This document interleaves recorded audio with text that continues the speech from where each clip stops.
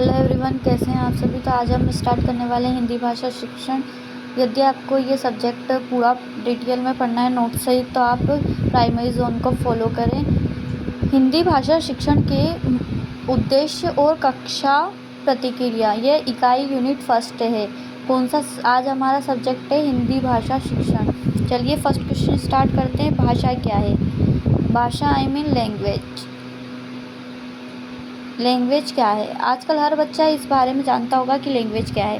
चलिए इसको पढ़ते हैं। जिसके माध्यम से मनुष्य अपने मन की बात दूसरों को कह सकता है या लिखकर अभिव्यक्त कर सकता है, वही भाषा है। जो भाषा हम दूसरों को आसानी से बोलकर, सुनकर या समझा सकते हैं, उसी को भाषा कहते हैं, लैंग्वेज। अब नेक्स्ट क्वेश्चन है, प्रादेशिक भाषा किसे कहते हैं? तो प्रादेशिक भाषा शब्द क्षेत्र विशेष की भाषा के लिए प्रयुक्त होता है। जैसे भारत की राजभाषा हिंदी है, परंतु अलग अलग राज्यों में अलग अलग भाषाएं बोली जाती है, जिन्हें प्रादेशिक भाषा कहा जाता है। मतलब जैसे हम सिंपल भाषा में बोले कि किसी विशेष क्षेत्र में बोली जाने वाली भाषा, जैसे गुजरात की प्रादेशिक भाषा गुजराती है। आई होप आपको ये क्वेश्चन समझ में आ गया होगा। इसके साथ बढ़ते हैं नेक्स्ट क्वेश्चन। तो नेक्स्ट क्वेश्चन है, राजभाषा क्या है? एक मिनट, राजभाषा से आप क्या समझते हैं? तो राजभाषा है जो भाषा किसी राज्य के सरकारी कार्यों में सर्वाधिक प्रयुक्त होती है, उसे राजभाषा कहते हैं।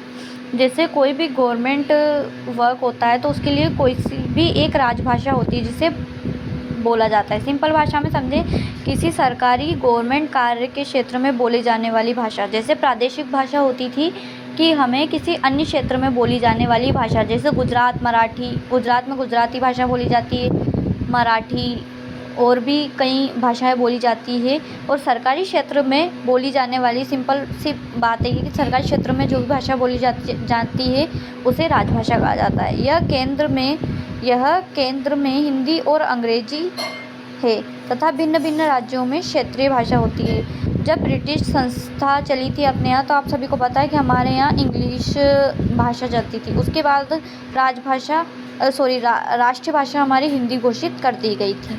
चलिए हम नेक्स्ट क्वेश्चन पे बढ़ते हैं। नेक्स्ट क्वेश्चन है, राजभाषा और राष्ट्रीय भाषा में अंतर बताइए। तो राष्ट्रीय भाषा सारे देशों के लोगों के विचार विनिमय एवं संपर्क हेतु बोली जाती है। जैसे राजस्थान की भाषा है, तो राजस्थान की सब राजस्थान वालों ने मिलके मतलब राजस्थानी भाषा बोलते हैं। गुजरात वाले गुजरात भाषा बोलते हैं, तो हम उनको फोर्स नहीं कर सकते कि आप यही भाषा बोलो।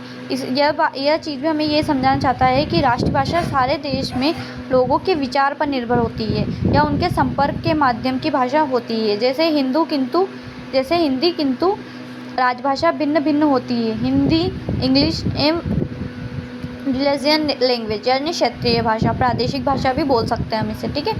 राजभाषा का क्षेत्र व्यापक होता है, जनसाधारण की भाषा, जबकि राजभाषा का क्षेत्र संकुचित होता है। राजभाषा होती है, उसका क्षेत्र क्या होता है? व्यापक। और यह जनसाधारण की भाषा होती है, जबकि राजभाषा का क्षेत्र संकुचित होता है। आई होप आपको ये क्वेश्चन समझ में आ गया होगा। इसके साथ बढ़ते हैं नेक्स्ट क्वेश्चन की ओर। सभी प्राइमरी जोन को फॉलो करते हुए जाना, ओके। चलिए नेक्स्ट क्वेश्चन की ओर बढ़ते हैं। हमारा नेक्स्ट क्वेश्चन है, भाषा की प्रकृति बताइए। Language of nature. भाषा की प्रकृति निम्नलिखित है।